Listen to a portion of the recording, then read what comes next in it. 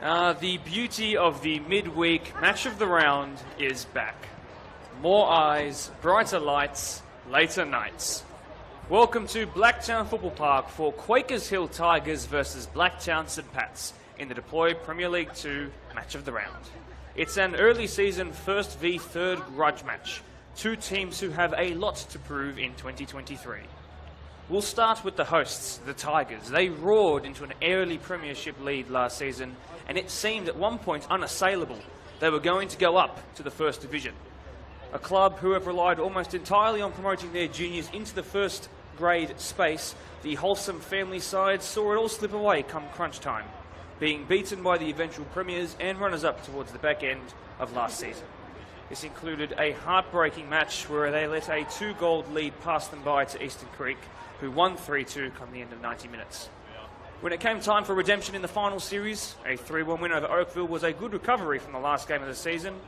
They then twice came back from behind against Prospect in the grand final qualifier, taking it to pens, but for them it ended 8-7 against them in the shootout. A season of such promise, just for the scrapbooks. They lost some key midfielders, but kept their main goal scorer, but the question still remains, how much have they learnt since then? Well, 3 games, 3 wins. The only team in the Deploy Premier League 1 or 2 to not drop points this year, including over many people's favourites for promotion, Polonia, who, by the way, they put to the sword 6-0 on their own home ground. They face a St Pat's side who have their own redemption story to write this year. They ended last year losing 11 of 13 games, amassing 4 from an available 39 points. It was an unprecedented level of disappointment for a club who have given so much to the Deploy Premier League space in years gone by. In contrast to their opposition today, before we had the 21 season cancelled, St Pat's was second with 8 wins from 12 games. Tigers, on the other hand, had a -4 goal difference and were sitting 5th in that year. In terms of who recovered post-COVID better, well, they basically swapped positions on the table. However, they've started this season well. An opening day loss to Spurs seemed like a repeat of 2022 might have been on the cards, until Spurs had a 1-goal lead over Tigers until the 86th minute last week without their captain. They then beat Glenwood and tied with Oakville, forgive me, and looked to bring their best performance so far of the season against the side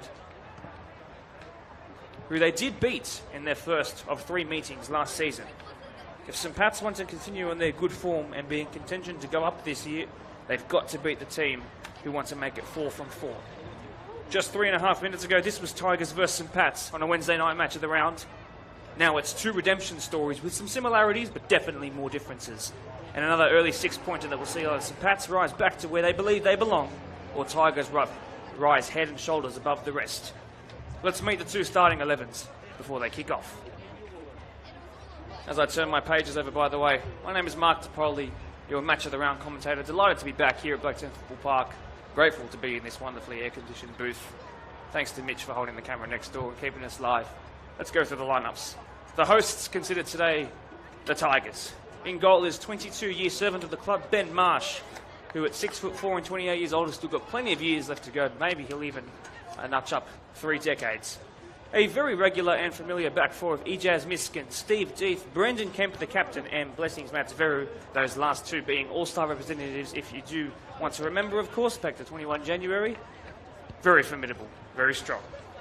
A late drop to the bench for Adrian Katapunan due to fitness issues sees a first match of the round appearance for Blake Cossa in the 28 jersey. Next to him and slightly ahead of him is Harry Marley, also making his first match of the round appearance. Someone who loves a match of the round appearance, though, the man wearing 15, the man you saw on the media day happenings, Mitchell McLean, who got 6 G&A last year, only got 7 G&A all of last season, 6 of them in the match of the round. On the right, Leighton Coleman, no stranger to performing well in the match of the round as well. Through the middle, same story for Kieran O'Hanlon, who was one of the players, of course, who scored a penalty off of the bench in that grand final qualifier against Prospect. But of course, on the left, the self-proclaimed and Tigers-proclaimed King of Blacktown, Byron Grandemain, who got 3 goals and assists combined against Blacktown Spartans on 21 January. He scored over 40 goal contributions last year, has already got 9 so far this year. He'll be on the left, this time wearing 7. A couple of very, very late changes for St Pat's. Sean McDonald makes his match of the round debut as St Pat's junior, no less, promoted from first into the first grade from reserve grade this week. A late drop to the bench for Jacques Murray sees Neil David Carr start at left back in the 26 jersey. Captain and all-star Michael Sowa starts next to Josh Garland, two of those who featured last year in the match of the round and are used to this occasion. On the right, Julian Martinago starts in the 33, just like his goalkeeper behind him, new to the match of the round, new to first grade, making a push-up from the reserve grade. The final all-star to mention so far in the starting lineups is Tamba Aliyu in the 10, but he plays more like an 8. Next to him is the 38-year-old Vikash Mishra, who helped begin this team, actually, coming into his 8th year at the club. He was going to actually retire last year, but he's, to my delight, stuck around. He's a real great character. Baron Atesh starts on the left. Alan Lackman starts on the right, whose brother Colin was in goal for the match of the round here last year when they played against Glenwood. Through the middle, 4 late changes, but we've eventually settled with Tammy Mahachi, who wears the 32 jersey. And then through the middle, wearing number 41, the very boisterous and quite hilarious Emmanuel Ebony. Those are the 2 starting lineups. You've got an MPL level referee in Matty Staples, supported by Alessandro Lana, as well as the other assistant referee, Mia Velate, I should say. It's a star-studded lineup in the middle of the park, on either side of the park, and I'm delighted to say the best part of this whole night is the commentator. Thanks very much for joining us here. I love to have the amount of people that we usually do on Wednesday night match of the rounds, Tigers and St. Pat's fans here supporting in numbers below us and across from us, and of course watching along online. Off we go. The home side today starting left to right, the away side starting right to left. Tigers with all the possession so far. That's going to go through towards Kieran O'Hanlon. Should just be a goal kick. No, it'll be the first corner of the game, says Matty Staples. Polonia 1-0 winners over Minchinbury, by the way, in the game just prior to this. For those asking. Very early goal and then a penalty saved by Ahmed Shalai in goal for Minchinbury. Kept it at 1-0. The Jets couldn't find one back. So in-swing corner, 2 hands raised. What does this mean? It's coming towards the front post, right on the keeper, and there is a header, and there is the goal! St. Pat's haven't even touched the ball, and they find themselves ahead, the Tigers. Well, the promotion favourites prove exactly why they're touted as that.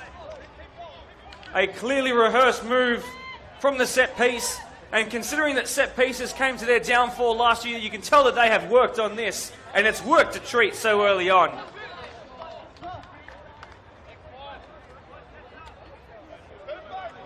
Fantastic stuff, and Tigers win 1-0. Well, we saw a very early goal in the game prior to this. What's that going to mean for this one here? Kieran O'Hanlon, by the way, with that finish from the head. Fantastic ball in as well. Ebony trying to get St. Pat's their first touch on the ball. They've already gone down by 1. Wow. Wow, wow, wow. Well, we always wanted to see what Tigers were capable of this year after the difficulties that they faced last year. The league was not kind to them. And they didn't feel hard done by, but they felt like they let themselves down a little bit. But if this trajectory keeps on going, they might just go this whole season without too much of a fuss. It's been very good in the opening 2 minutes, no less, if you're a Quakers Hill Tigers fan. Brendan Kemp, who returned back. I should interrupt myself here because Ebony he's unfortunately tripped himself over, so I'll go back. Brendan Kemp, who missed the first game of the season because he was out in Fiji celebrating his birthday, as he so deserves, the All-Star. Question marks were raised over why his teammate Byron got the voted man of the match. He was certainly up there with a fantastic performance against the Spartans 20s. Valued member is Brendan Kemp, the captain permanently this year. There's Leighton Coleman trying to put some work in there on Michael Sowa. He's defeated through to Ebony, who's not wearing the 41 jersey, he's wearing the 45 jersey now, that is. Slightly awkward clearance out, didn't really get the height it should have. Touch there for Vikash Mishra. Colin Lackman's brother Alan involved here. He's given the ball away. I believe that to be Byron Greenaway. Ronaldo chops past one outside of the right footed pass towards the goal scorer, no, it wasn't. It was Blake Cossa, if you'll forgive me, I do believe.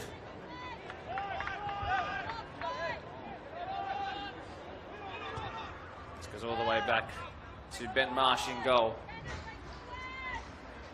He made such a wonderful array of saves for Tigers last year. Real highlight reel moments.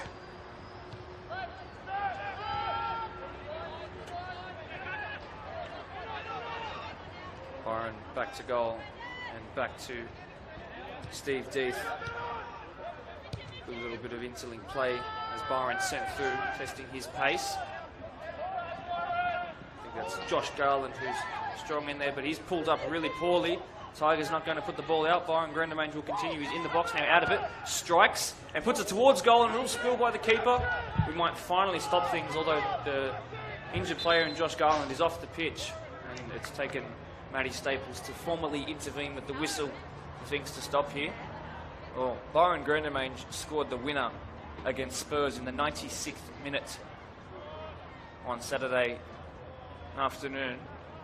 Actually, I should say it was into the evening. It was about an hour and a half into the evening. From his left foot. And cutting it on his right, I suspected something similar, but not to be a good save in the end, actually, by Sean McDonald, who was one of the first to arrive here, actually, watched the entire game prior to this, and was getting his insights. But real concern here for Josh Garland. He actually debuted off of the bench in that match of the round game against Glenwood here just under a year ago.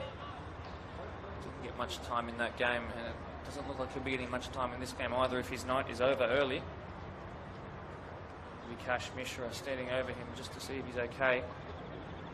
Real concern. You never want to lose. If there's one position you don't want to lose to injury at any point in the game, it's your centre-back or your goalkeeper, really. Probably even the centre-back more so. Communication lines change completely. So, if my prediction, if you're asking for a prediction who will come on, I believe it will be Mihir Yandar. So I believe play is going to go on. I'm not sure if there's a sub that's been made. St. Pats are going to have to continue via the drop ball. That they do. Soa. Mamihachi. In this sort of left-sided defensive position. Just simply stabs it into Blake Cossa, that is, in the 28 jersey.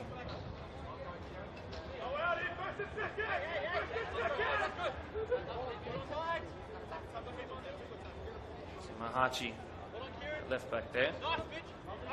Seems to have moved into there. Mishra there. He's going to clear it. He does. Up the line to Debini. Kemp is brave. Former prospect NPL player. So finally a sub being formally made. I will confirm who it is the moment I know. Baran Atesh on the throw. So Vikash Mishra goes to right-sided centre-back. On comes Shannon Wilson in the 13 jersey. Ebony is the furthest player forward for St. Pats. So while Mahachi goes to the 10 position, Neil Darvetkar goes into the 10. Here he is involved to find Atesh. A tackle in there by, I believe, Cossa, that is. Had a real good start to his match of the round debut. Atesh, good throw in. Ebony, delicate touch, but a bit too far away from him. And Blessings Mataveri was there to intervene. Cossa tries to put things forward. He's only played 20 minutes in the Tigers shirt so far. Puts it through to Byron Grendemange. Does O'Hanlon. That's a great ball in the end. What's his left foot like? In, straight to the goalkeeper. Won't find him. It'll go out. Dead. Goal kick.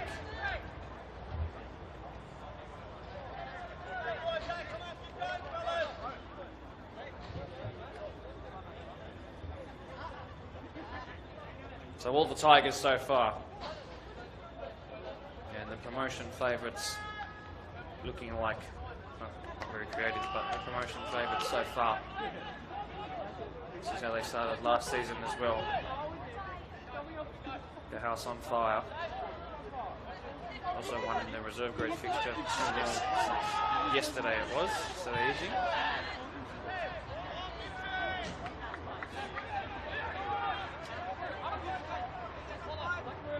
Some St. Pat's have a bit of territory here. Let's see what they can do with it.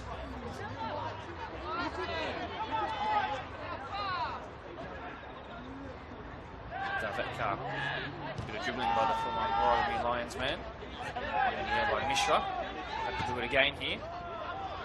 On Leighton Coleman. Ball still in play though. They were appealing for throw-ins. Car has done well to keep it, but eventually just couldn't. It's been surrendered through the lines of that first attacking phase there by Stephen Deeth, and Brendan Kemp has ran up with the ball. He's got an option to his right, closest to us in Blessings. Vipa Borero Matveru. That's past his man. Leighton Coleman's brought to the ground by Sola. It's a difficult ball to keep in, too difficult in the end for Blake Cossa.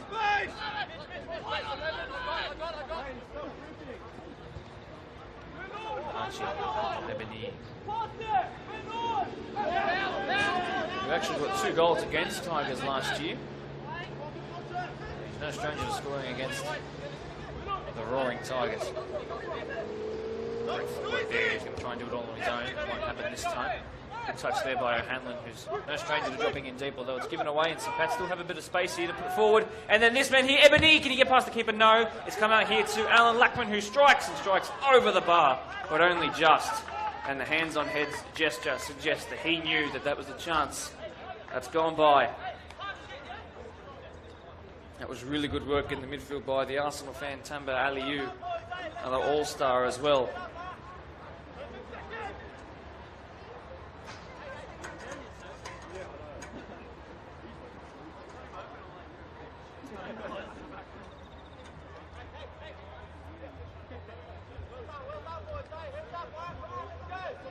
St. Pats have worked themselves into the game better than what they started. A little bit nervy. But since then it's looked pretty even, I would say. In the first 10 minutes of the game, just about ticks on by. Lots of talk at the back by their captain, Tigers captain Brendan Kemp. That's a poor ball out towards Atesh now, and that's even less composed there by Atesh. One back here by Avetkar. As the ambulance goes by, and Tigers come away with it. Called up for a Tigers free kick. Not any real rush to take this. Likely to go forward and long. No, played short. Brendan Kemp striving forward to find Byron Grandemains. 1-1 start to another. He calls for a foul. Does the PL2 Player of the Year and top goal scorer? Not given.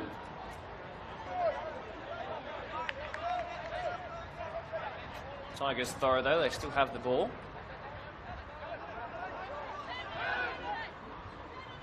Well done by Marley. Towards Tigers again, and Grandemains is there, he didn't get much behind it at all, and the keeper did enough, did McDonald, and then from distance O'Hanlon, good technique there by the keeper. And it brings around an array of applause by Tigers and St. Pat's fan alike.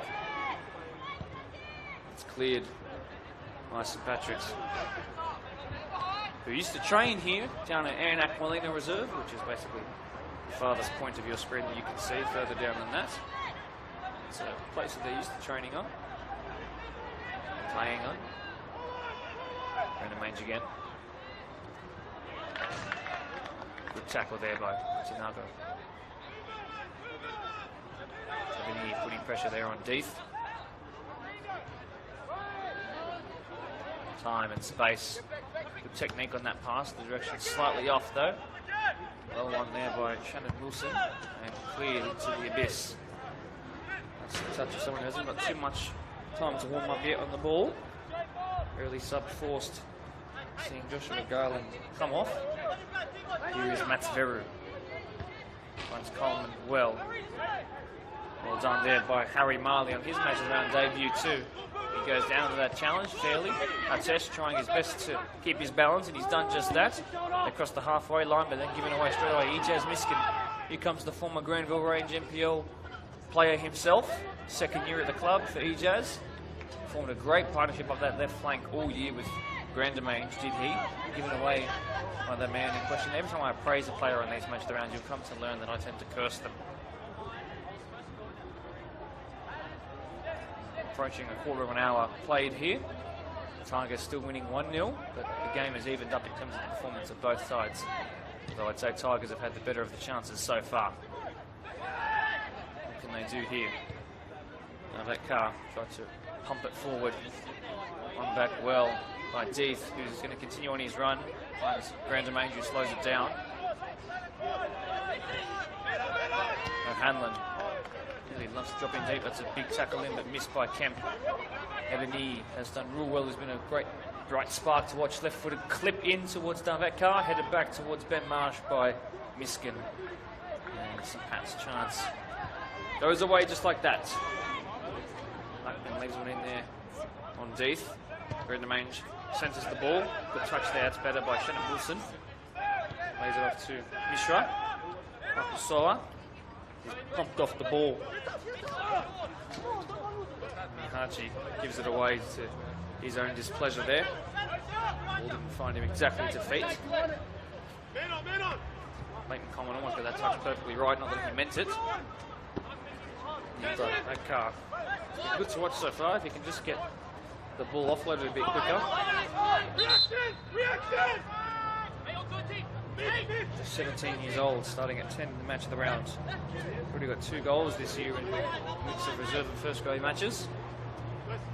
Eligible for the 20s though. Don't be surprised if Pats make it to the grand final if he'll be there. Kemp wins that. The centre back partner Deeth will come away with it. Lead forward towards Grandamange. Expert touch there, laid off well to the man who's got the goal to his name, Kieran O'Hanlon. Then feeds it back to the man who gave it to him, and then Grandamange gives it away. Alan Lackman already scored this year. Got the sole goal against, or 1 of 2 goals I should say, against Premier Spurs, round 1, in their 3-2 loss.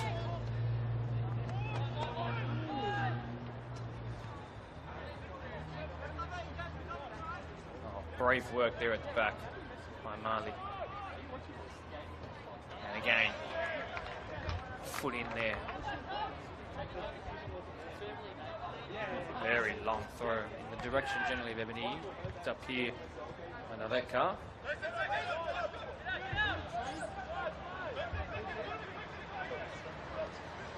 Overarm throw back in the direction it came, this time in the direction of an orange jersey though, given away by Ijaz Miskin to Tamba Aliyu. T-Boy they call him. Wilson to his captain, Soa. Good footwork by the man who can play anywhere through the spine of a team. And an expert pass out wide. That's probably the best moment of St. Pat's game so far. And blocked off, and they want a corner of it by that eye-back sign there. And that's much better work.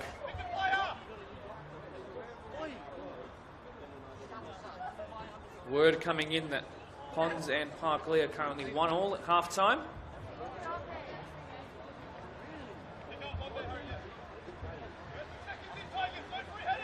Out-swinging corner. We saw what an in-swing corner can do. It's put towards that front post. T-Boy couldn't put anything on that. It's gone back towards the corner kick taker in Lackman. That's a good ball in again. Cleared upwards more than outwards. And then the keeper's call, the keeper's ball. If they play it quickly, there's a chance for Grandamange to run through. Well, they're going to play it now. It's in his direction. Is there a chance of that being a foul? No, it's going to find Grandamange, even though St. Pat's had a chance to recover. Big tackle in on him there. And there's a free kick just outside the box. Never in danger of being a penalty, but it's in a real devious position. A dubious one at the back for St. Pat's.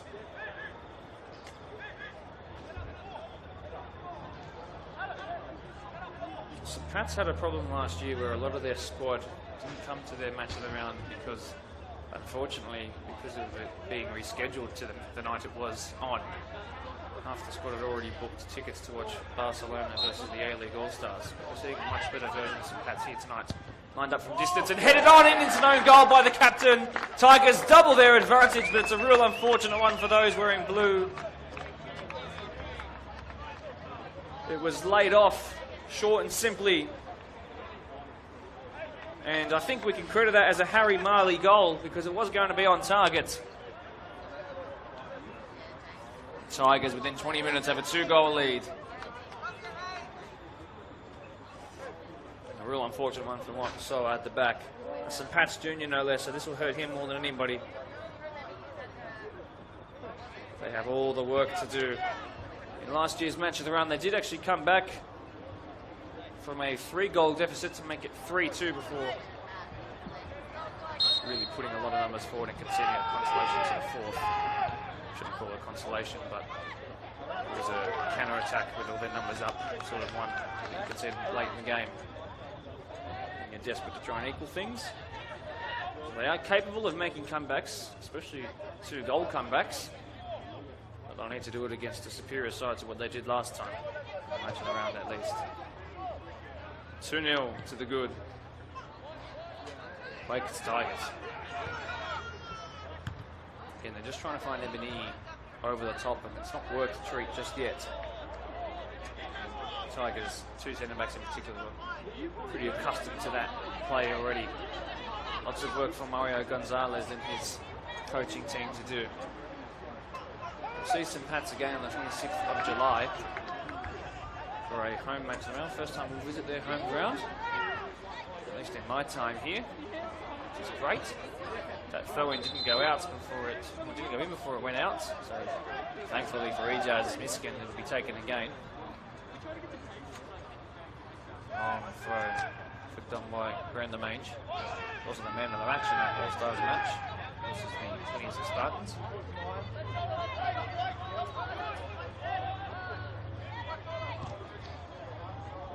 Knocked forward and Deeth wins it, sends it into the technical area.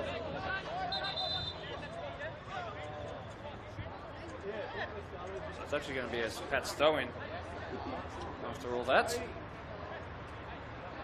And St. Pat's finally hit back.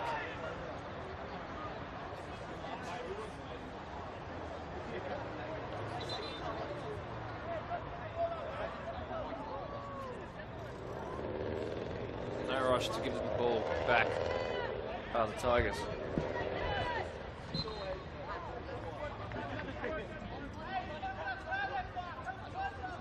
Struggling for options to find. It's gone to the sub-don, Shannon Wilson. Again in the direction generally of Ebony, who's strong and quick here. Throwing Tigers. Grandamange. Little push and shove on Lackman there, probably because he's done that a couple of times already. Grandamange has gone down after realising that the clip on him was actually rather painful, probably a bit of a dead leg.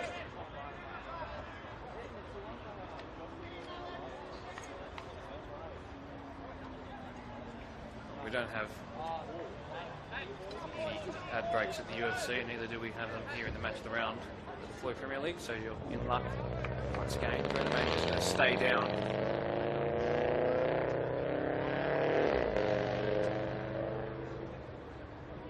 There's some real concern for him. St. Pat's are very much aware of his quality.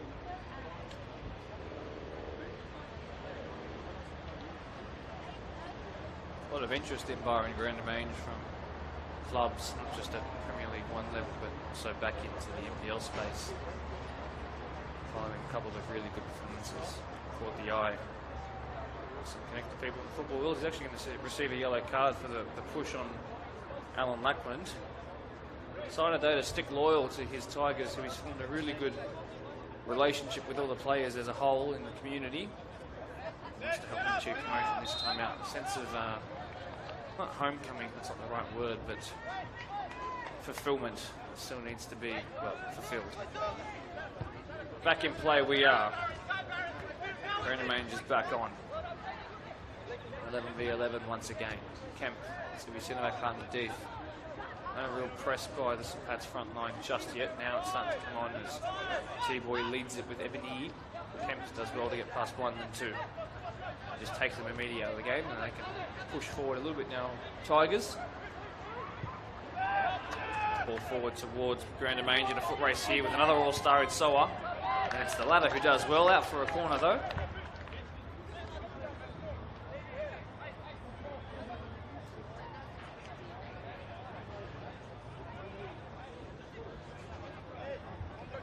"23 minutes gone. Over 20 minutes to go still in this first half. Plenty of game time left on the whole. Well, this is how the scoring opened. An in-swinging corner. This time it's played short. Good towards the back post. I believe that was Kemp there again. The other way, here comes Ebony and Tamba Aliu is going to go out. That must be frustrating for some Pats fans on that counter-attack. Just couldn't link up properly. If they can get their final pass or even the secondary pass right, they'll really connect for some good football, but just struggling to switch their radar on. But it's impossible almost to do it against a team who are rocking back and forth right now like Tigers. They are ebb and flow.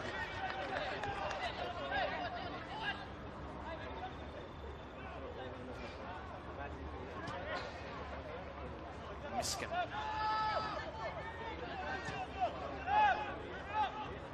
Two to the good are the Tigers. Goals from Kieran O'Hanlon and Harry Marley. So anyone who has undershirts on the top half of their body seems to give in goals. Grandemain squares this time too. No, Leighton Coleman couldn't get the strike off properly. And the offside flag is raised. Apparently you have to wear the Skins undershirt to have a goal. That's the way it goes. Maybe Ben Marshall get one today as well. That's the goal kick for the Tigers. First and seconds is the call.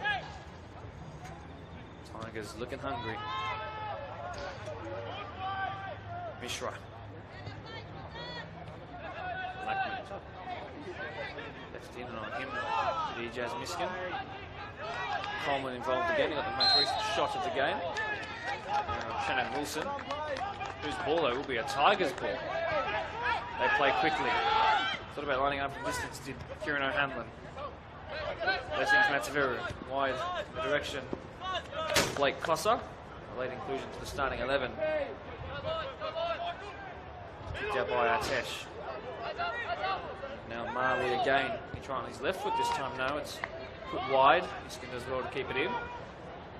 It's a very good ball in too. And it's come across the entire face of the goal. And no one was there to meet it. Chances. Chances, chances.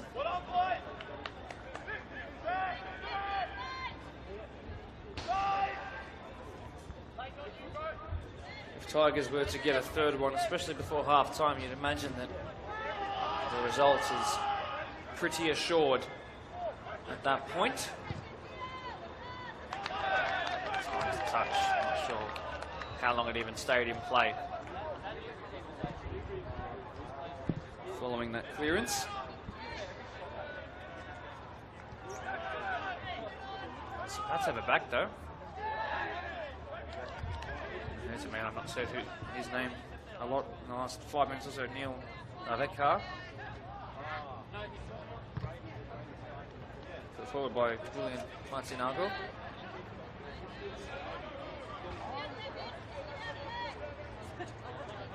Throwing, bouncing on two there with Renamage, Dave. Kemp scored 3 goals last year, all headers.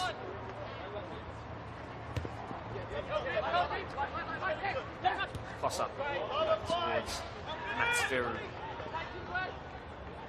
Up against Atesh. Fullback up against winger. Fullback attacking, winger defending. Weird universe it is. The wingers have been very good for St. Pat's in terms of their defensive contributions, that's for sure. So it will be blessings to take this one. And they're going to swap it over. Across comes the left-footed Stephen Death. Front post again, flicked on and flicked home. Tigers have 3. They are starting to run away with it now. But this goal looks like it's been the most celebrated by this very harmonious squad. 3 to the good they are. Not even 30 minutes played. And the Tigers really say, welcome to the jungle. 3-0.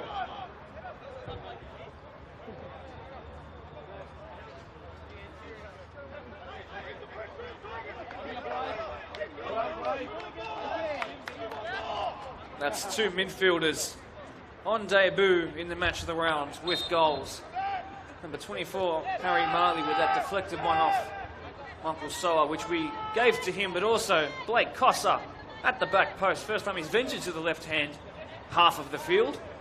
And he's found a goal. 2 set-piece goals as well. 3 if you count the deflected-in free kick.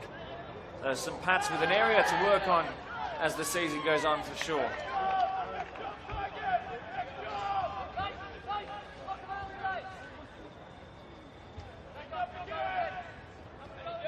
So Pats need to keep their goal difference in mind at this point. It's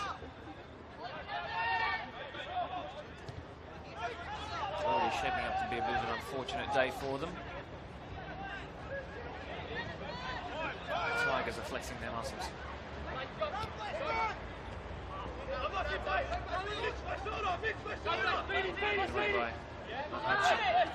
That's Veru now into the box. Someone's lost a shin pad in the process. Ball's now out of the box. Strong work by Soa. Aliu doing his best to shield off 2 plays there, but he gives it away to Grandamange on lacking the gain. Wide by O'Hanlon, who's had a real great role in this game to drop in deep and facilitate play. I've been a real fan of his false 9 work.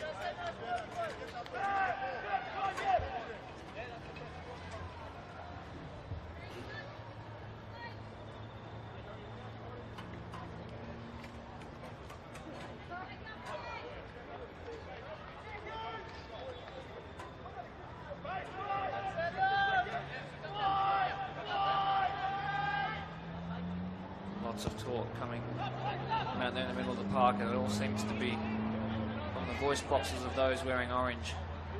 Done by Harry Marley. We wondered if the loss of regular captain Kevin Cawthorne and the very experienced MPL stalwart in Matt Harrison, who's a huge fan of the club, would be a massive loss. It's not looked like that so far, not just in this game, but to start the season. They're on track to be 4 from 4. Matt, I'm sure you're watching along. You moved to Queensland, but you're a big fan of these matches of the rounds, and particularly your old club. Kevin, I'm sure you're either here or watching along. Be very happy with this.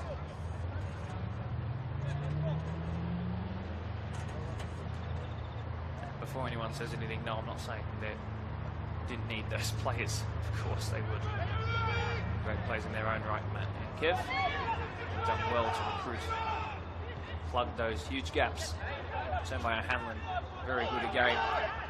Struck from distance. It'll bounce awkwardly for the keeper, but it'll bounce wide in the end. So lucky Sean McDonald.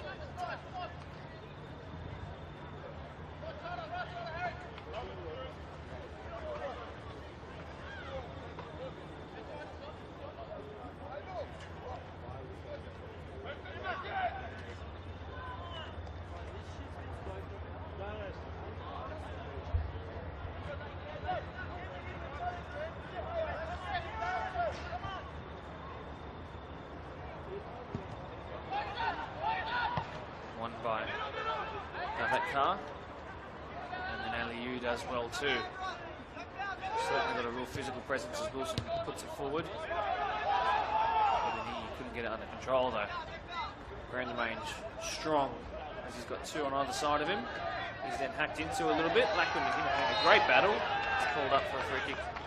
Byron has to be careful because he is on a yellow card, and at this point some Pats would certainly be feeling a bit of frustration. I wouldn't be afraid to leave one in.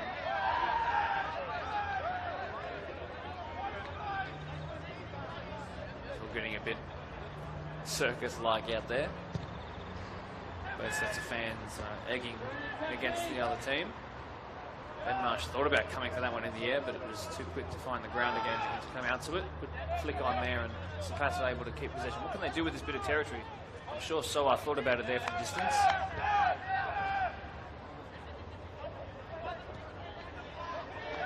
Good touch by Mishra.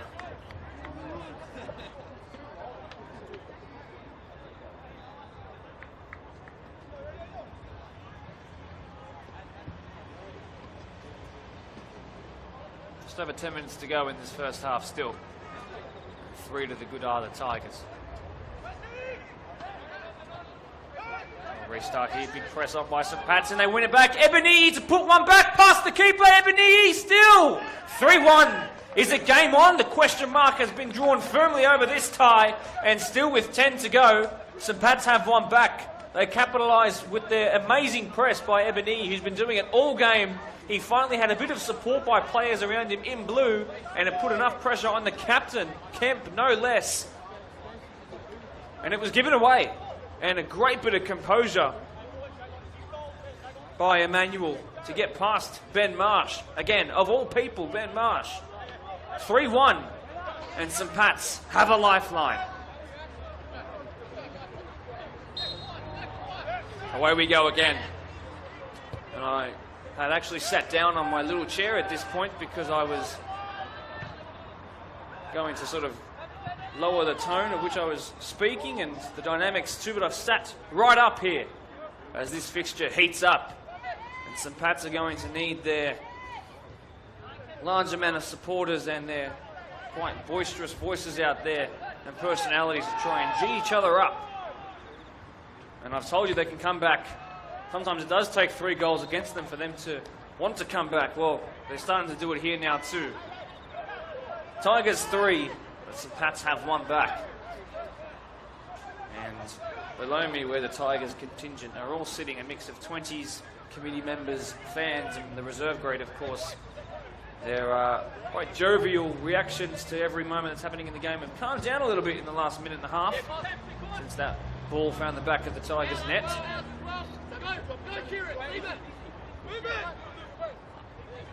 Tigers will need to sharpen up once again. I've handled it too much time to do whatever he wants there.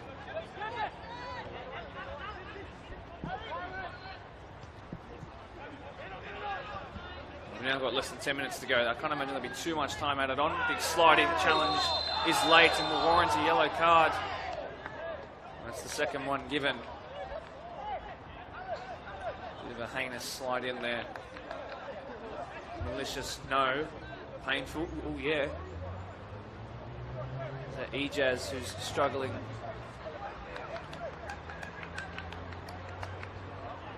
No, it was Steve Death.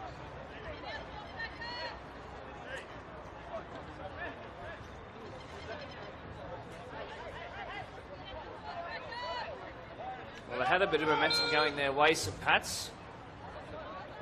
With that stoppage in play shifted around, sometimes that's all it takes, you know. Soa has to get rid, he does. Shannon Wilson in the foot race here. He's been taken out. Free kick call, but against St. Pat's. Matty Staples, I'm not one to go against your judgment. You're way closer than me.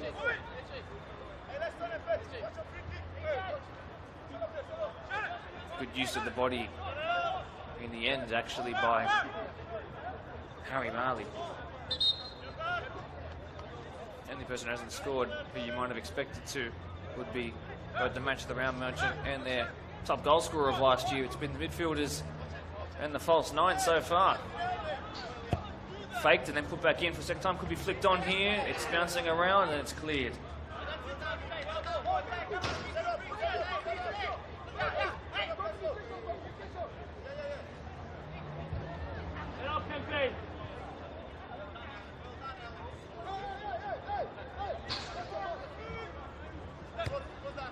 That's very sees their arms taking the throw in. Hanlon couldn't find his man.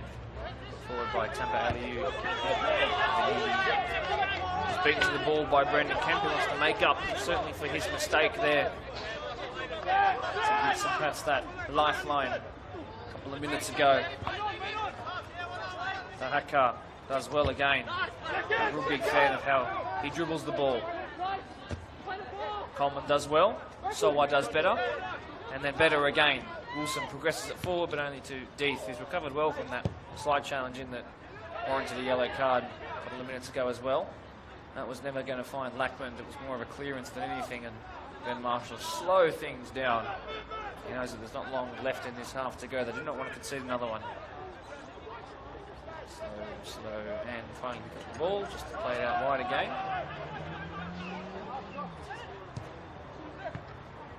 Touch by Coleman, who came central there. Positive idea. Sola gives it away, clatters into his man. He's then kicked at off of the ball. That was seen by the referee, but nothing given. Push and shove there between Sola and Kosa. That's Veru comes in. Hachi there. Kemp again. Nebani, that's a battle we've enjoyed so much in this game. And they're really hacking at each other. Having a great time while doing it. Soa wins the header well. Wilson gives it away. It's a massive tackle in there by Mahachi. Then flicks out a leg again on Kosa. Another bit of push and shove by these two. Turn by Artesh was read well by Mats Veru. The blessings in not so much disguise, but then he gives it away again. Commentator's curse comes into it. I should stop praising players, I really should.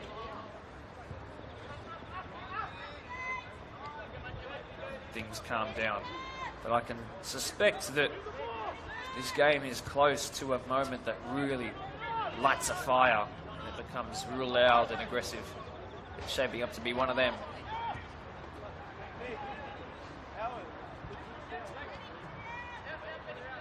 There's a player down. It's Vikash Mishra, is it?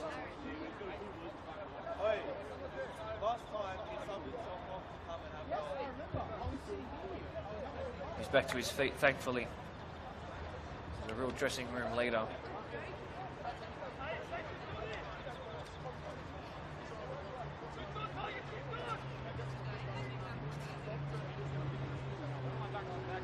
They don't want to lose two defenders in the first half to injury.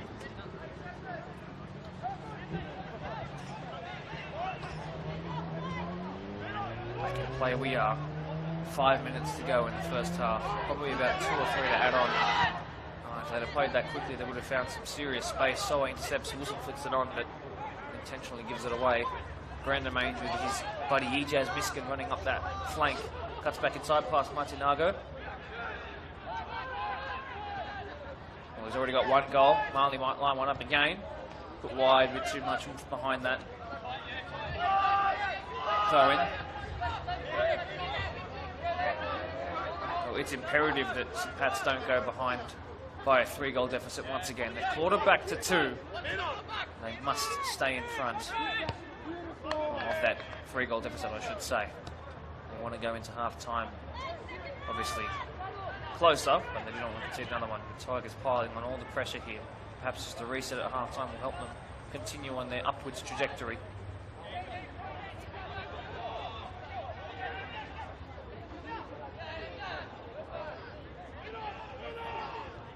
Tigers happy to muck around with it at the back for a little bit and allow the press of St Pat's to perhaps open up some spaces in some pockets like this one here.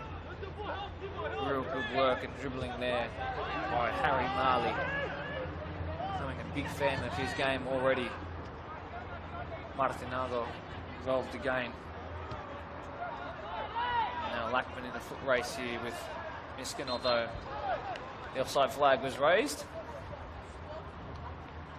3 minutes to go of regular time.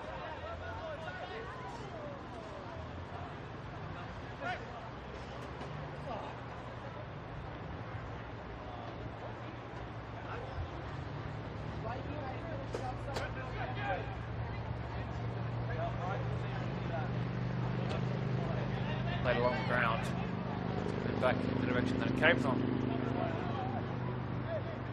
Tigers 3, St Pat's 1. The most recent goal scorer being the Blues. They were feeling the Blues for a little bit, but they're a bit more back to normal now.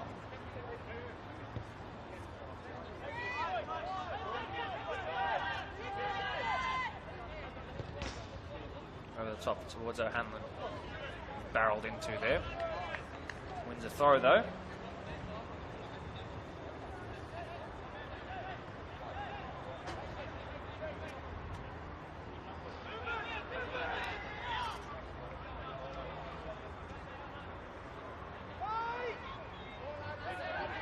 Given away. Nebani, the goal scorer of St Pat's, just couldn't keep it in. Drawing ever closer to the break in play.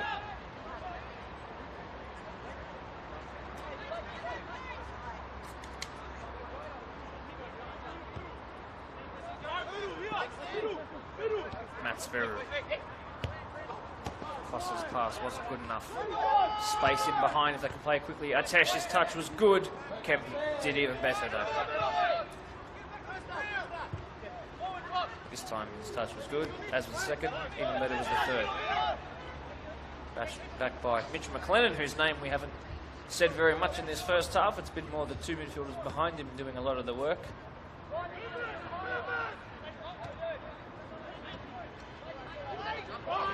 McLennan. Oh, we saw such excellence last year with some deft passes. It was almost an example of another one there.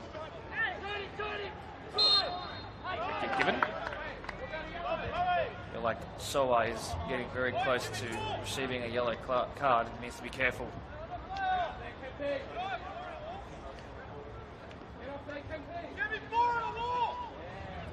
Calls for 4 in the wall as 4 begrudgingly make their way over. There's a bit of a gap there. If the match of the round merchant can do it again. This is more of a crossing opportunity, but don't put it past him. Being recorded by everybody around the grounds. Let's see what it is. It's a ball towards the back post again and a free header! And it was completely missed over the bar. Uncharacteristically by Brandon Kemp, who scored 3 of them last year. Should have had his first of the season. So we're into borrowed time now. It's 2 minutes to be added on.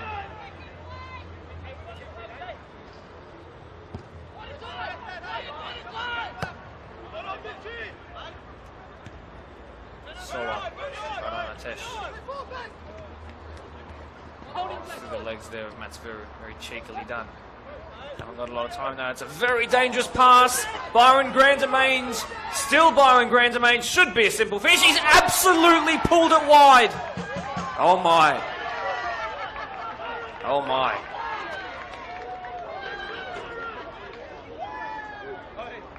That was the Warren Horror Picture Show. Moving on. That was a situation, before we move on actually, we'll just go back to it for one more second.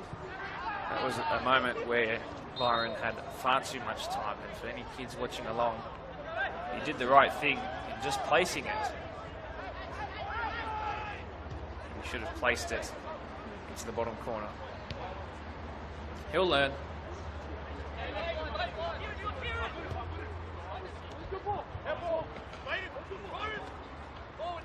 Some Pats are lucky not to be down by that 3-goal deficit again. And maybe they can come forward with this. Atesh gets back to his feet. Now he's onto his right foot. Baron Atesh didn't really get much behind it. That might warrant the last chance of this first half. No, we keep on going. That was a serious opportunity to test the goalkeeper. Now they come forward again. I think he was also looking for Byron the sort of sweaty pass, the simple square, and halftime is called, and it should have been 4-1, but it is 3-1. The Tigers roared to a 3-goal lead very, very early on before some brilliance in the pressing game of Emmanuel Ebony cut that deficit just to 2 goals, but it has been the Tigers with the better territory, the better possession, the more accurate percentage of passes, the more amounts of passes, the more shots on goal, and the more shots on target. They might feel a bit hard done by that it wasn't a 3-goal deficit that was restored, or a 3-goal advantage in their case, but St Pats survive another one. We will see who comes out better in the second half. I do believe St Pats have got this second half to really prove that they can make a mark, but we will see. But don't go anywhere. 12 minutes from now, we'll be back.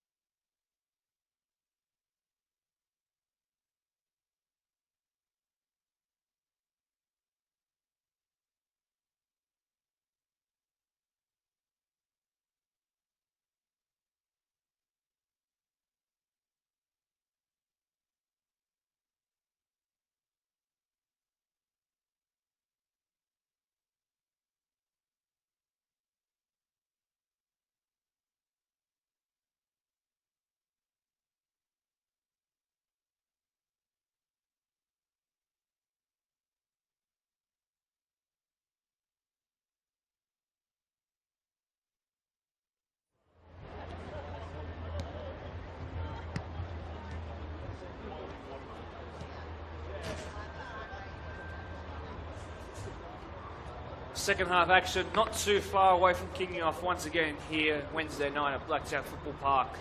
Quakers Tigers burst into a 3-goal lead thanks to two of their midfielders and their false nine, Kieran O'Hanlon, Harry Marley and Blake Cossa.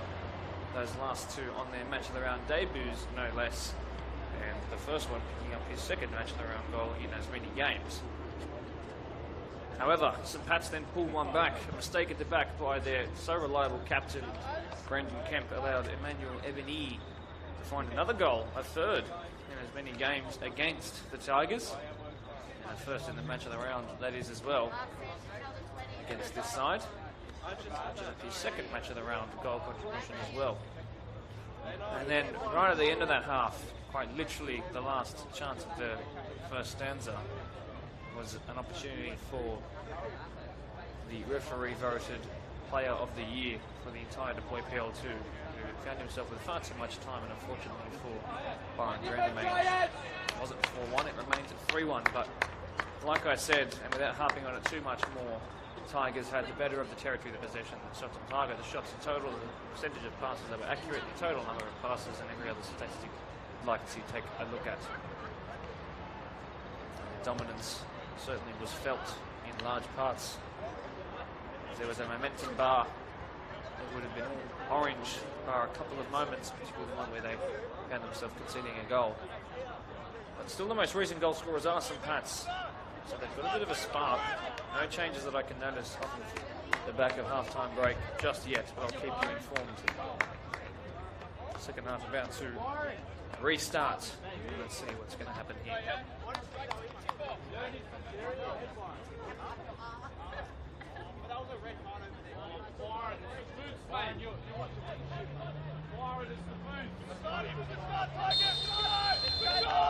So there has been a change. I will inform you when I notice it, when I do notice it.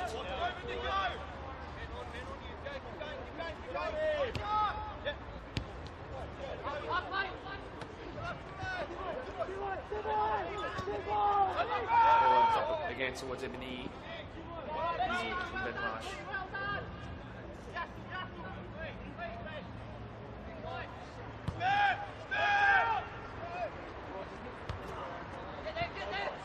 Tigers putting the pressure on. Should be easy for Martinado. Put it in touch for some reason. This will be Ejaz's ball.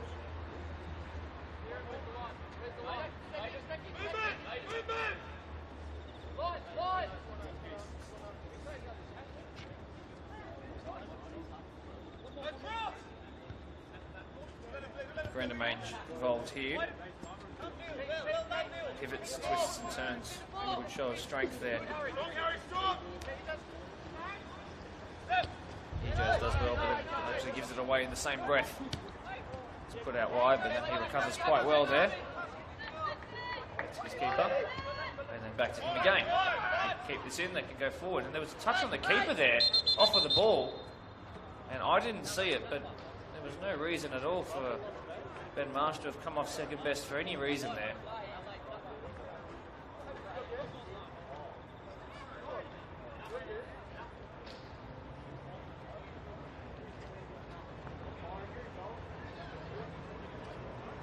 Obviously no one's seen it. If there was an unnecessary kick off the ball, you'd imagine formal caution would have been given, but nothing given.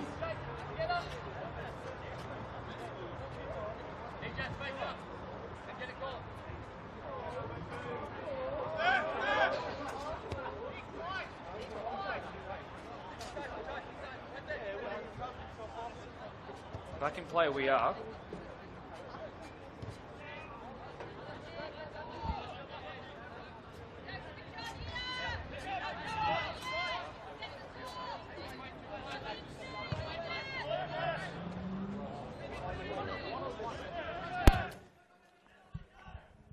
They're battling for it in the middle of the park as St Pat's try and come away from it. And they do, but they've given the ball away.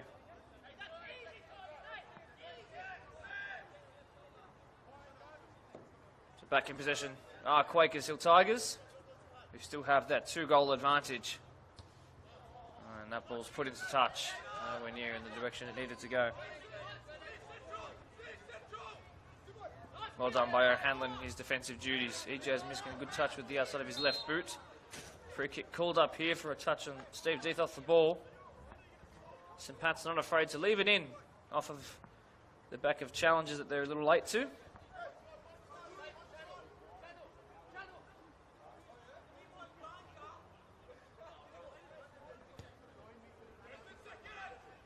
Well, one in the air there by Matsunago.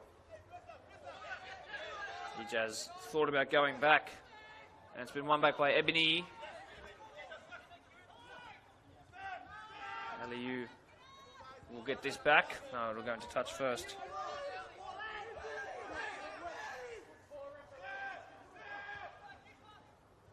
And it's just raising the tension a little bit here at Blacktown Football Park.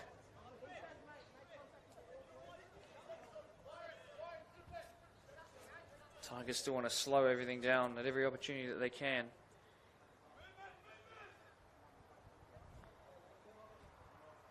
Apologies for any issues that we had with sound just a moment ago. These funny things tend to happen. All fixed now. So just confirmation of the sub. Tami Mahachi, who was playing at that left side of defence, has made way for Iyasu Buta, who's in that 41 jersey. He's actually taken a knock. Oh, it's Abini actually. He's taken a knock to the nose here in heading that ball. Hopefully he's okay.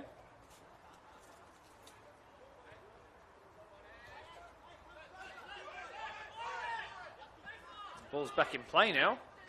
Here is Yasubuta. Still a real big battle in the middle of the park to maintain midfield dominance. Buta, who's been everywhere from this right-hand side to the middle channel as well, although he's potentially given that away. St. Pat's have it again. Tigers haven't really been able to form an opportunity in this second half just yet. And so St. Pat's have looked a bit stronger, you'd say. Mishra goes long. Great touch in the end by Ebony, who's been the real danger man to watch so far. Great bit of footwork, but well read by Miskin. And then fed out wide.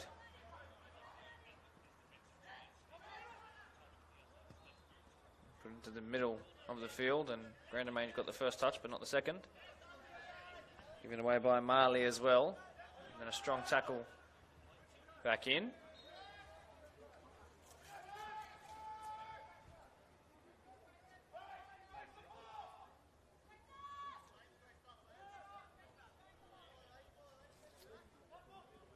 Turned by the captain, Soa. And a ball sent wonderfully out wide. Buta. Still Yasu Buta. He's gotten through two. He'll receive it back. Slightly awkward touch. And the idea was good, but given away.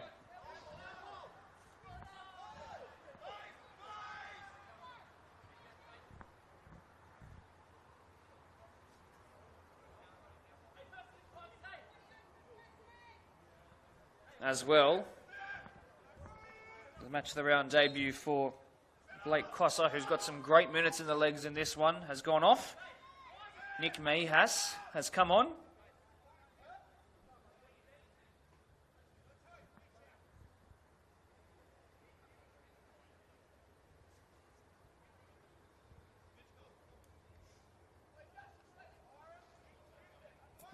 Mayhas, who's in a similar numbered jersey, I think 25 or 26 it is, but has longer, more free-flowing hair. It's a good-looking ball back in. The keeper's not come for it, and Tigers were lucky that St. Pat's didn't get a better head on that ball and put out for just a goal kick. That's smart work there. Very smart work indeed.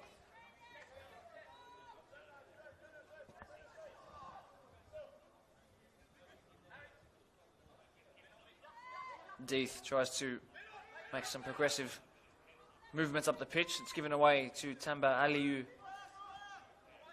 And Death will get it back. His twin brother Rob is on the bench.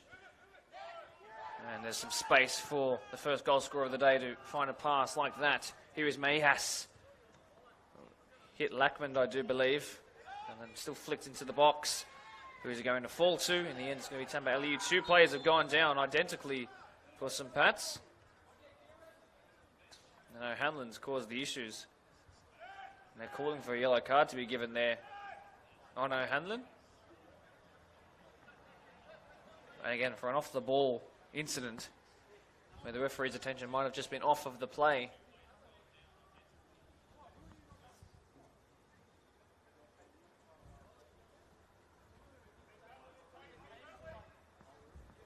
Just still under 10 minutes into this second phase of play, and all the action has been real entertaining for the neutral.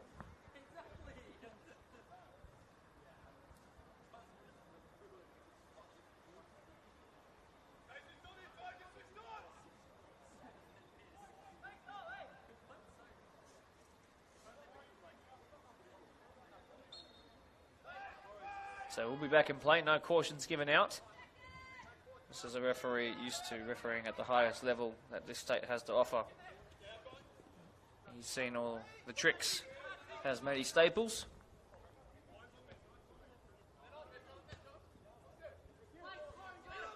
Kieran O'Hanlon again.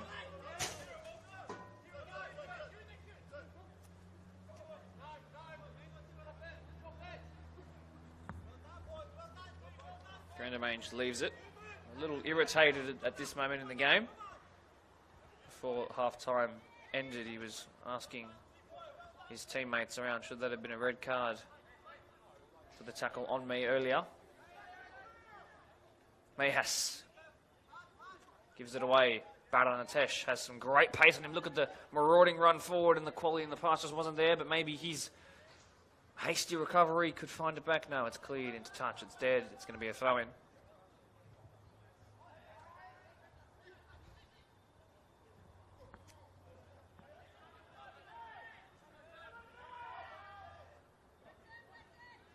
Given away by St. Pat's on that far side. Mayhas involved again.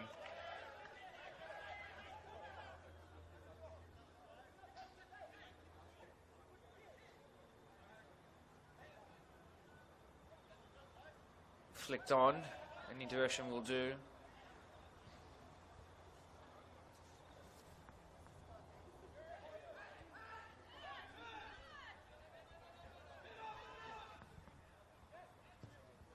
Matsuru tried to put it into the box, but not enough power behind it. Yasu Buta now will stride forward with his fresh legs. Of course, no reserve grade game prior to this, so he'll be real fresh, that's for sure. Turn by Marley has worked out in his favour, stronger than Wilson there. And Grandamange has got some real power in his boots. Great work in recovering that. It's put to Mayhas off the bench. Past one, no. Good tackle by the captain of St. Pat's, who then leaves one in again. Mayhas will strike one from distance, and it just clips past that left upright. The Tigers are starting to get some chances together, as we know that they're so capable of.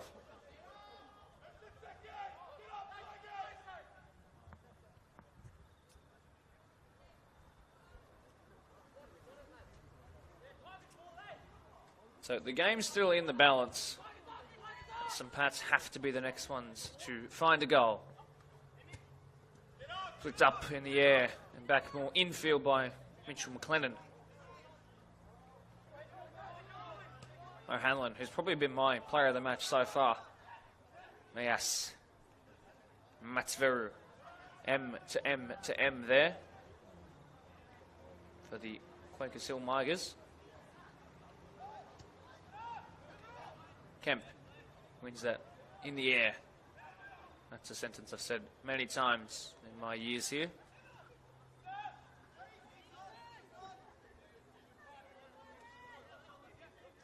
Death, so capable of that powerfully driven ball into a front attack-minded player. That one there, though, asking a lot of Miskin. Grandamange has to do a lot of work, and he's come away with it in his favour, but angrily so.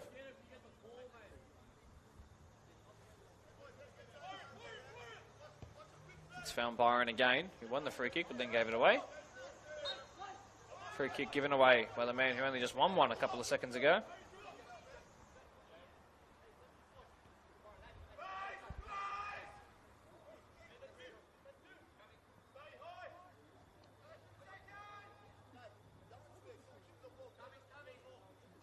Long by Vikash Mishra. Well won by the fearless Steve Deeth. Yasu Buta. Oh, wonderful work there by Ebony. But no free kick called up, although he will feel that one. Good touch by Mayhouse. That's probably the best individual piece of skill I've seen, maybe all season, and perhaps even beyond that. That was a wonderful Hazard-esque flick between the legs there. I'd love to see more of Ebony as the year goes on. And again, great footwork there. The drag back across the body by O'Hanlon. Marley. Pass to Mayhouse, who just about stayed on side. He'll try and whip this one in or find his right back. Whip it in, it is. Good ball. And the flick on by Leighton Coleman. Flashed across the face of goal. That of Sean McDonald, and he was happy to see it go past, I'm sure.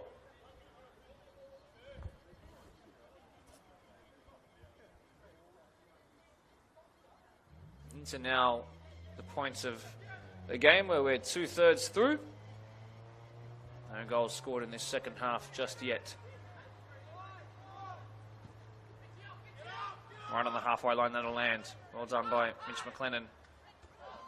Put a bit of a shoulder in there on Buta, and it was enough to warrant a free kick.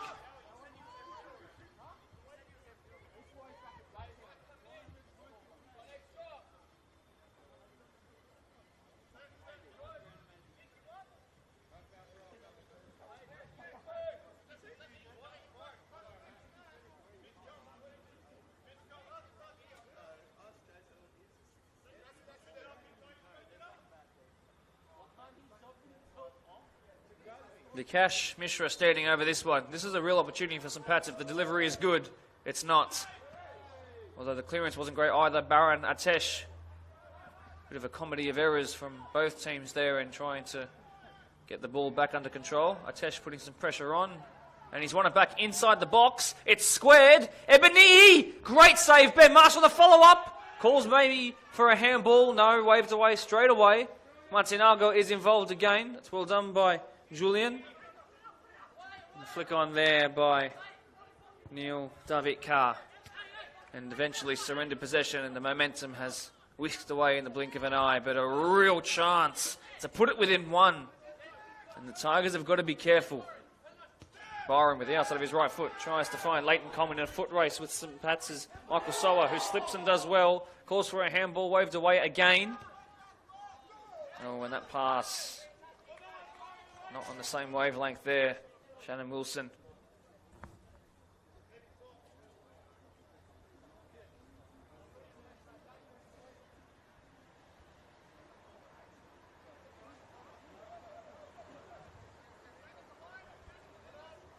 Space for Harry Marley. Nick Mayhas. Marley tried to stab it. Ronaldinho versus Chelsea-esque towards goal. Miskin leaves it for Marley. Back behind the halfway line, now past it again. Soa wins it in the middle of the park. Finds Aliu. And that'll hurt both players in the morning. Eventually it's come back to Tigers. Byron Granderange too wide for a shot. Offside flag raised though. Is this an indication of a sub about to be made? I do believe it will be for Quakers Hill Tigers. Off comes Byron Granderange. On comes the number 9, Billy Seck, if my eyes can not deceive me from this far out wide. You might be wondering why is the Player of the Year coming off, and that's because he also had 2 goal contributions in the 30 minutes that he participated last night. Although he's a little frustrated with his performance today. Given away, and the Tigers could capitalise here. Well done by Vikash Mishra. And Billy Seck down that end of the field scored a great goal to win things against Prospect last year. That ball was given to him by none other than Mitch McLennan as well. Let's see if they can combine again. The former Spartans Golden Boot winner in the youth ranks. Billy Seck, the 29-year-old. That ball comes in by Mayhas. Seck was almost involved with his first touch being a shot on goal, but no. McLennan. No, Harry Marley, in fact it was, forgive me. Deeth Oh, given away. And now Neil Darvetkar, just 17 years old, striding into the box. At the back post, can he square? Great save, Ben Marsh. And that's why he's considered the best keeper in this division. Fantastic work, because Tigers have been under the pump. Their defence has been at 6s and 7s at times. And while they might have a great lead and a great first half performance to write home about, they certainly could have found themselves in more hot water had it not been for the good recovery work there and the outstretched right leg of Ben Marsh. And that's what 22 years of service to this club can bring you. And that's a man who's determined to put everything into a save. Well in, Ben. Nahas, who's brought a real good bit of flair off of the bench on this cold night tonight.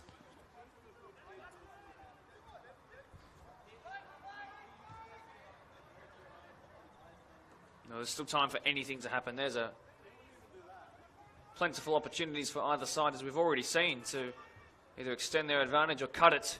An example of that might be brewing here. It's Ebony again. Does some step over straight into Kemp, I do believe. Matsveru is back to close down, and it's 2 versus St. attacker now, who puts it in. It should be another save for Ben Marsh that time, a whole lot easier. Wow. What a good second half this has been. Uta putting the pressure on there on Marley, who's another option for perhaps the man of the match.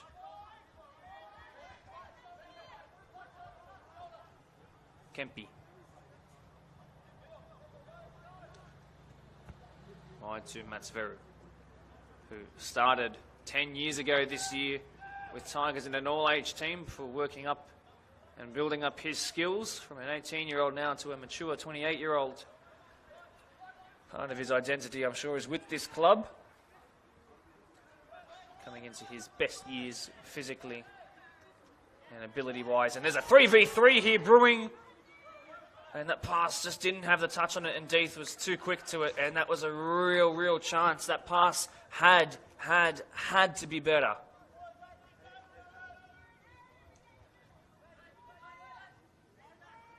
Ebony up against Matsveru. Emmanuel Ebony cleared by Kemp.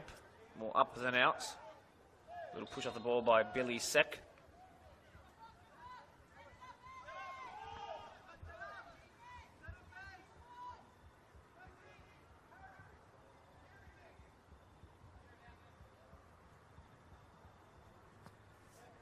So this time, Alan Lackman standing over it, formerly of Minchinbury Jets last year. Only notched up the single goal last year, already has one this year. Can he double his account? It is going to be Lackman over the wall. Good angle and falling at the feet, or the hands I should say, of Ben Marsh, who was real collected. Wilson, nowhere near as quick as EJ's Miskin, even with the better angle to the ball. Clipped into the box. Clearance a little dubious. Deeth will collect. Miskin past his man well into the box with his left foot cleared by Soa, who's had a good game as well. Touch by Buta was good. Darvetkar.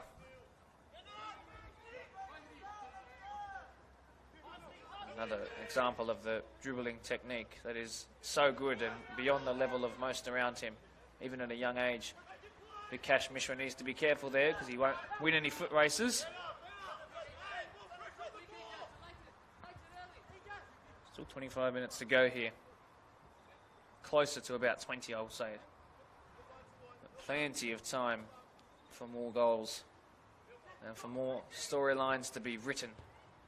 Given away by Sek, who hasn't really had the opportunity to express himself just yet. Brave work again by Deeth. And then that's really good by Darvetkar. Ebony involved. Darvetkar's gone down and stayed down. So only one option in the box, and that being Tamba Aliyu. If Ebony can find him, great work again with the step overs. It goes in to the Kingsgrove Sports sign in the end. Now finally play will be halted.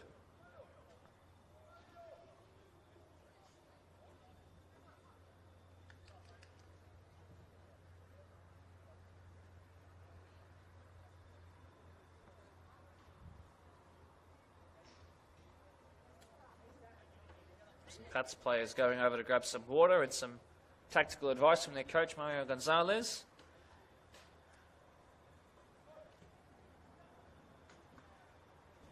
Speaking of coaches, the coach of Tigers, Taryn Rockall, the only female coach in our deployed Premier League, but someone who's been here for a number of years now and has built a really good relationship with their players. The thrice winner of the Julie Dolan Award, which is given to the best female player in the highest level of female footballing competition in this country, also an FA Cup winner with the Arsenal.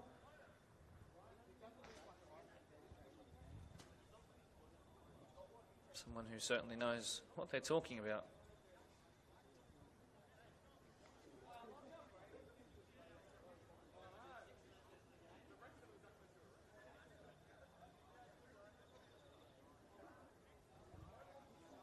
So still a lot of concerns here for Neil Davetkar. He's actually usually a winger, so there will be a sub made. I'm not 100% sure of who the changes were. I'll inform you when I am 100% sure. 20 minutes to go.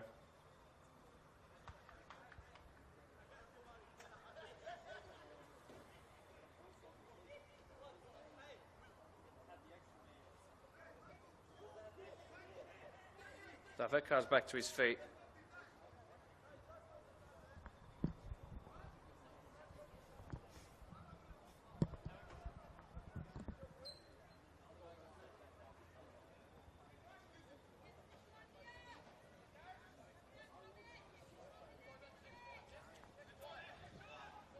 So the number 6 for St. Pat's, Marcus Kwange,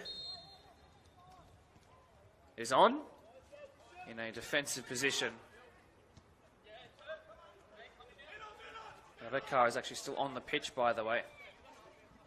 So it might be Martinago who's made way and given away. And now Coleman to seal it. No, good save in the end. Should be clear. The bicycle kick was attempted and the audacious attempt goes over. So they have their number 10, St. Pat's, known as T-Boy. That's Tamba Aliyu. And now A-Boy has come on as well. Best nicknames in the comp. Although I should say Leighton Coleman, who's come to Byron's left wing, should have found himself with the match-sealing goal there. Not to be. And this one stays in the contest.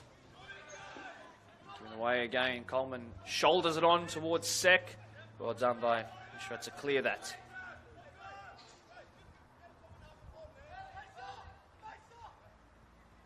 Kwange almost happened to do a potential large tackle in there. And well done there by Sean McDonald.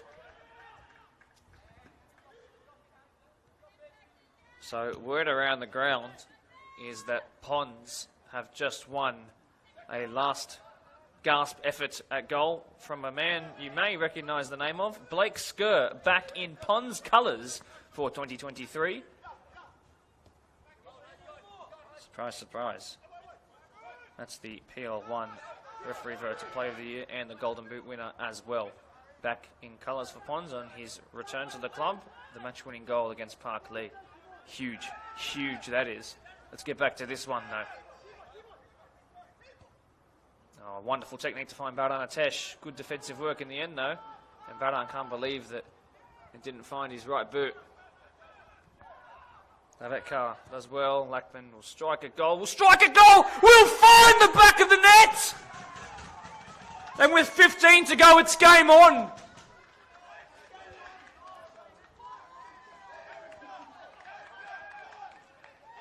Wow. What a moment. And St. Pat's, seemingly from nothing, a loop over the goalkeeper that caught him off guard, in truth, has put this one from a 3-goal deficit to a 1-goal deficit with ample time for things to switch around. The Tigers are looking a little bit like they're lacking composure at the back. They're struggling to maintain their grip on the midfield. And even with all the 4 substitutions by St. Pat's, they've worked themselves back into this game and they have a chance to level it. against the Premiership favourites. With their performance here tonight, perhaps St Pat's have found a way to break them down, and this will take that shining armour off of Tigers, and perhaps we'll see the competition level out a little bit. We were all, in truth, shocked when they put 6 past Pioneer. In their own words, it wasn't a 6-0 game. It could have been 4-2, Brendan Kemp told me by half-time, not in their favour against them. It's a funny thing, football, and this game could very well be funny. If that's onside, it's not. I'm going to stop myself before I start. And was there a little kick out there again on Ben Marsh? If there was so, to warrant finally a caution, surely, for one of these. No, just a word. No, it will be finally a yellow card. 15 minutes to go, and St Pat's are within 1. And now that miss in the first half, late in the first half, that miss just then, 5 minutes ago, by Leighton Coleman, that one that Sek couldn't wrap his foot around. Could it come back to bite them? Tigers tend to be animals in the wilderness that creep up from behind. They don't like to face you one-on-one. They don't want that to be the case against them by St Pat's. Here comes Billy Sek to try and restore that 2-goal cushion. And it was just too tall, that ball in the end for O'Hanlon. He's done well to recover. That ball stayed in. He goes back to try and maintain and recycle possession. Marley. Oh, no.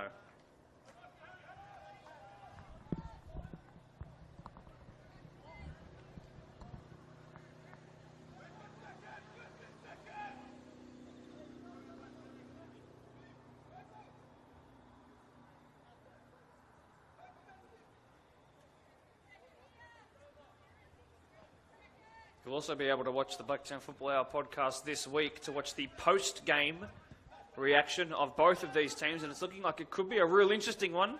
Both sets of coaches and players have decided that they're happy to stick around for a little bit extra, if it means losing that bit of sleep ahead of work tomorrow. Oh, and now maybe the 17-year-old to equalise it. No, Ben Marsh goes to ground, but he didn't need to. It was cleared away. A-Boy now on the ball. Kwange gets it in. It's blocked before it could find that penetrating moment. But the warning signs are flashing. Kwange, inspired substitutions. They've worked a treat so far.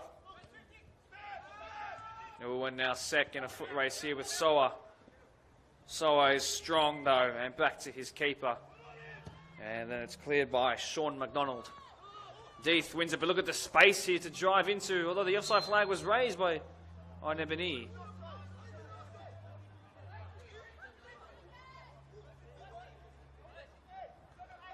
Not sure how that...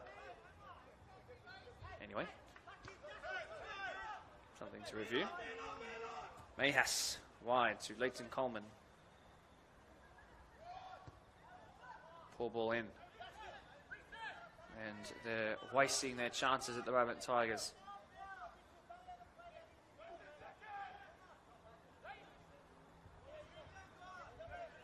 Last time St Pat's were in a match around with this scoreline, they ended up conceding one in the 90th minute to Ben Inns, who was 17 at the time for Glenwood Redbacks.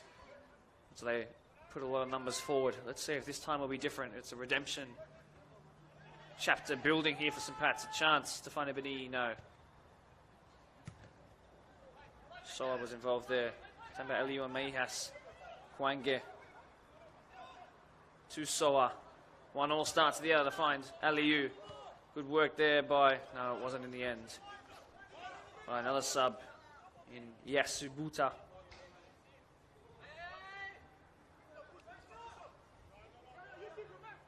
Deeth. Mayhas, great triangle play there. Miskin. St Pat's looking hungry. First to this ball will be St Pat's. Kwange does well. Miskin goes back to Deeth, forced into a somewhat frantic pass. Tamba Aliu looking real strong. They need to work their way out of this corner here.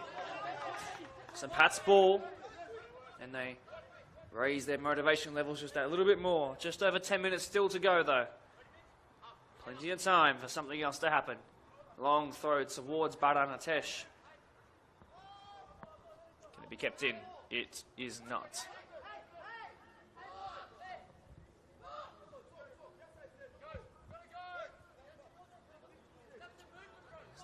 twist in this fascinating tale.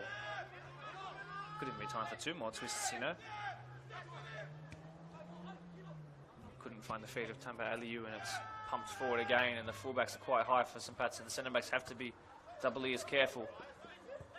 Quange, well done by Marcus, though. It went out before he could keep it in. It's unfortunate for him. Shannon Wilson is down on the ground stretching his left hamstring. Not looking too good for him. He only came on in the first couple of minutes of the game.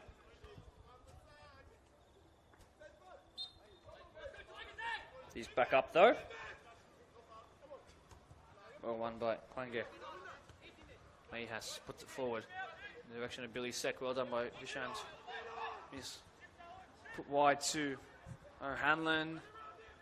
Gets it under control to Mayhas, who might try one. No, it was blocked by Quange. And now St. Pat's, perhaps can they build something here?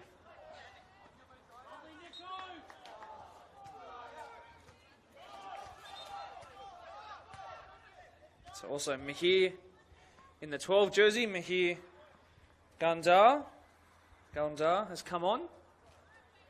Off comes that man who was subbed on in the first 2 minutes of the game. Shannon Wilson off. So Mahir Gandar, similar player actually to Neil Davatkar, who has made way in recent times. On comes as well Jacob Tor, if my memory serves me correctly. Yes, in that 17 jersey. So a couple of changes. In the direction of Tamba Aliu. Here is Marcus Quange. Back post there, there's an option. It was Michael Soa, I do believe. No, it wasn't. Forgive me. Won by Alan Lackman, who's now a left back in the second half.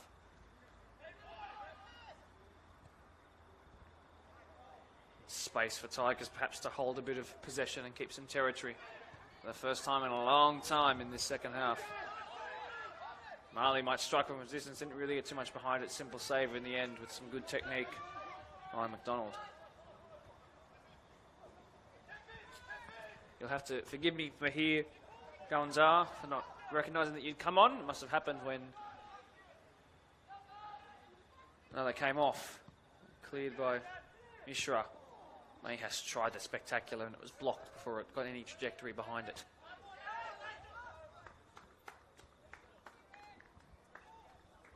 So it's a Tigers corner. And this is what resulted in the first goal. Could it result in a fourth for them? Backstick this time.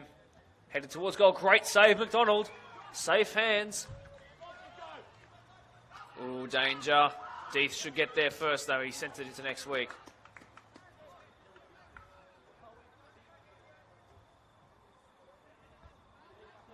Eight to go.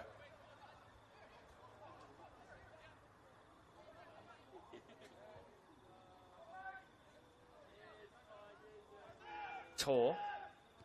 Lackman missed it, but too much on that interception by Mayhas back to the keeper. Cleared comprehensively right down the middle of the pitch. Touched by Miskin, and then potentially a handball, not given. More ball to hand. Kemper's lost out there. And that tackle on Tampa Aliu. 2 All-Stars coming together there. And one by Lackman. Touched by Baranatesh. First foot and then forehead.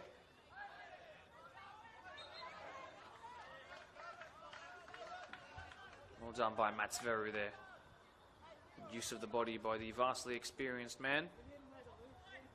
Not quite a Tigers junior, but he may as well be at this point.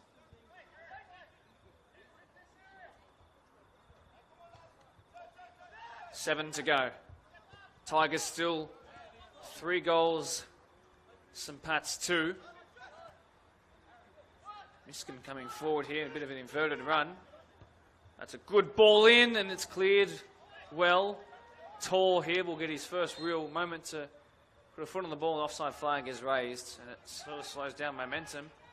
St. Pat's are wondering if they could play it a bit faster and release one of their pacey strikers. It is released. The Tigers were ready for it. St. Pat's kind of weren't.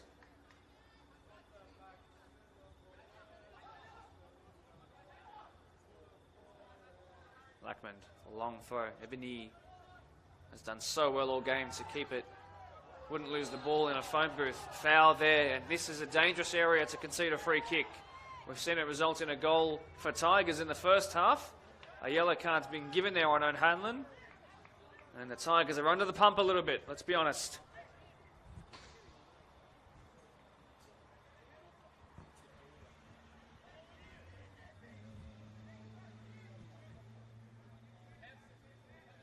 If the Tigers are to win this, it'll be their most hard-fought game of the season, for sure. Lackmond plays it short. Tor.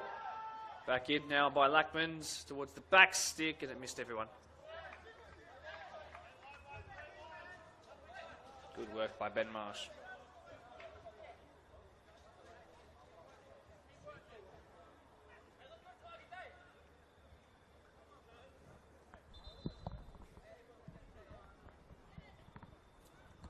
Time for one more change, perhaps, for Quakers Tigers.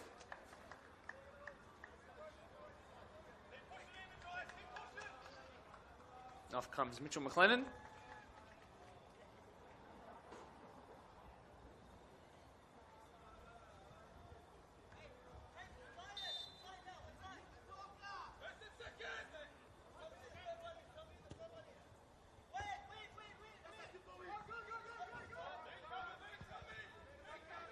Deeth should be able to just leave that out for a consecutive goal kick.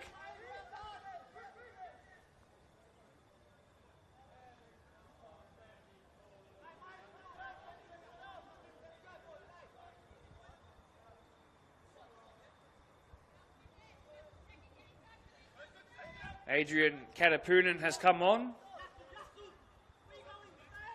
who was initially meant to start, but fitness concerns halted that. So Blake Costa started instead. He's now here to help close out the game, the competent 6.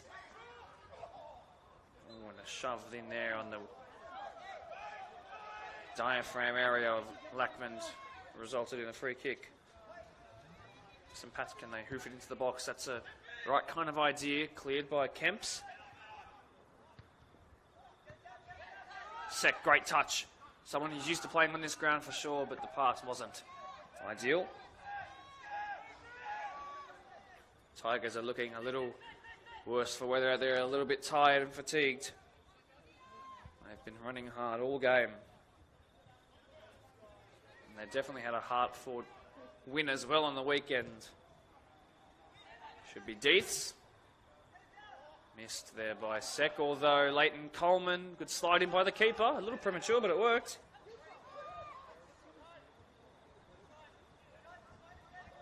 Just 4 minutes to go.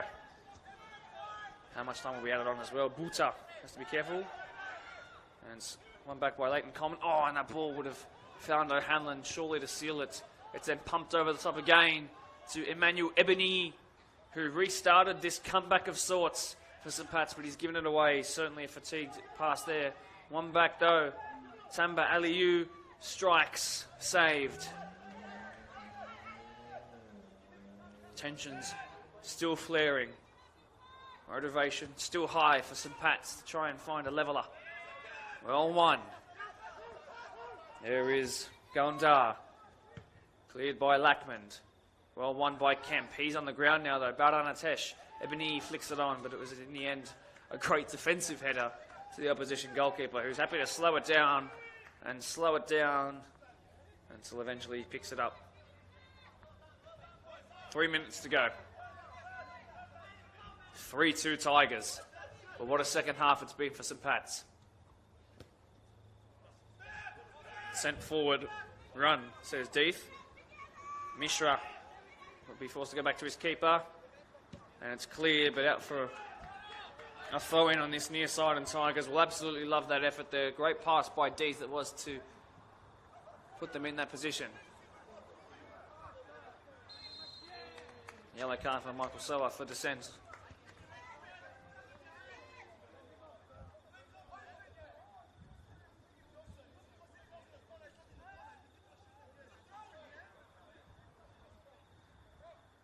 Tigers will be in no rush to take this. 2 minutes of normal time to go. The question is how much time will be added on. The question I have is, was that a corner or a throw-in? It's been taken as a corner. Well, in swinging to come. 2 hands raised again. Towards the back stick. Only really one man there. Flicked on and flicked over by Brandon Kemp.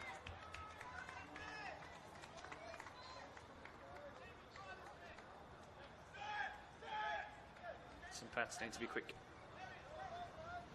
They're about to be on borrowed time. 1 minute to go.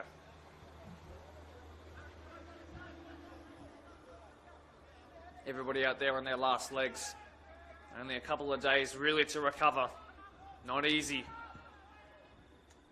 Clear of the halfway line. Won by Deeth. Not in the direction he wanted though. Matsaveri will recover it well.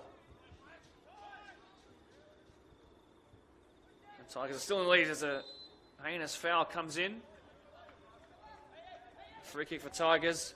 Another 30 seconds will pass on by, you can imagine. We're now into borrowed time here at Blacktown Football Park. And we will find out when the 4th official raises that board how much time we have left. Bit of danger on that pass. Miskin gives it away. That'll go out. And forward comes A-Boy. And some Pats need to find that extra kick now. That extra bit of motivation to get them over the line. Can they find an equaliser here? It's brewing on this near side right in front of our eyes. Kwange again to the middle. Tall looks one way. Then goes that way in which he looked. There is space there. Blackman tried to pierce it through that attacking / midfield line, which is pretty much all sitting back now in a low block for Tigers in this moment. But they might find a chance to go forward themselves. Maybe hold possession and a bit higher up the pitch. Is there a handball there? Player's going to be halted. Free kick. Put into the middle of the pitch. Cleared by Deeth. Not the first time I've said that today. 3 minutes of time to be added on. Kwange has fresh legs. He sends it wide, but that was a fatigue-ridden pass. Not that he should be fatigued. Matsveru does well. Was there enough contact there to warrant a foul? No. Tor goes wide. Here is Iasu Buta. Ahead of him, Ebony. As well as this man here. Mihir Gaundar. It's been given away to another sub-on player, Nick Mayhas, who's been really good in the midfield. Started off to the right, now he's onto the left, to this near side. He's past Quanga, who's lost his feet, to the delight of the Tigers crowd here watching along, trying to cheer them on for these last moments of the game. Leighton Coleman, who could have sealed it 20 minutes ago, might have a chance here. He goes down. Penalty here, maybe? No. Free kick the other way, says the referee. Another stop in play. It's all too frantic. And it's too late at night to be this excited. I'm not going to be able to sleep till 4 a.m. after this. We've already used up 90 seconds of the added on 3 minutes. But there might be another minute added on here. Vikash Mishra certainly not wasting time considering his side need to get back into it. Michael Soa is saying to his goalkeeper to hoof this into next week and we'll try and flick it on. It's last gasp here for St. Pat's, who send it forward, although St. Pat's were having a chin wag up on this side of the pitch. And it's going to be a Tigers free kick, and maybe that just might take the spring out of the step of St. Pat's. You can only imagine that there would be 1 or 2 chances left in this enthralling game. And the PL2 delivers again. What a ball it was by Steve Deeth. And they should time waste, should Tigers, if their game management skills are primed. Good work, very good work. Barreled into. A little push, a little shove. St. Pat's so close, and yet they might just be so far. Ben Marsh has found that his shoelaces have come untied. So Steve Deeth, to the right of where you're probably looking at right now on your screens, is doing them up quickly. It's all happening here at Blacktown Football Park tonight.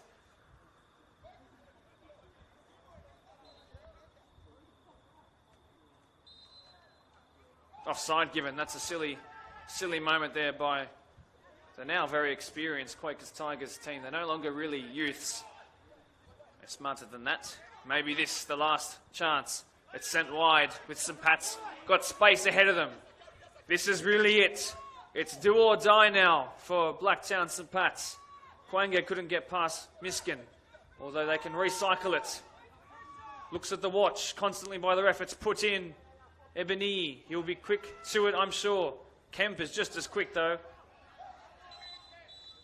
And that will bring about full time A hard-fought win, but a win nonetheless for Quakers Hill Tigers, who go 4-4 to start the season, but take nothing away from St Pat's. They might have been injury ravaged coming into this, and they had to make a lot of forced changes in the early parts of the game. But gee, they fought hard, and gee, they fought for the full 90 minutes. And what another enthralling game it's been, from having Minchinbury and Glenwood go down to the wire last week. This one was just as close, again separated by a goal, and what a great bit of fun we had. All of Tigers' goals came in their pretty dominant first half, but it was St Pat's who then found one before half-time to put it back in contention, then a single goal by them to make it 3-2 in the second half. Thought maybe, just maybe, things will switch around and we'll have another twist in the tail, but it was Tigers who continue to look as premiership favourites, who give St Pat's a second loss of the season, although St Pat's looked like they really rose to the occasion tonight. Congratulations to both teams for putting on a great show. Thank you so much to those who made tonight's match of the round happen. Don't forget to check out the Blacktown Football Hour podcast for all your post-match happenings, because there's no game this Saturday due to Easter. Happy Easter, by the way, prematurely. We'll be doing post-match reactions as part of our match of the round segment this week. Do tune in Thursday night, 7 p.m. Until then, my name is Mark DePoli. Thanks, Mitch, for holding the camera next door. Thanks to Tigers and St Pat's for putting on a great show. And good night.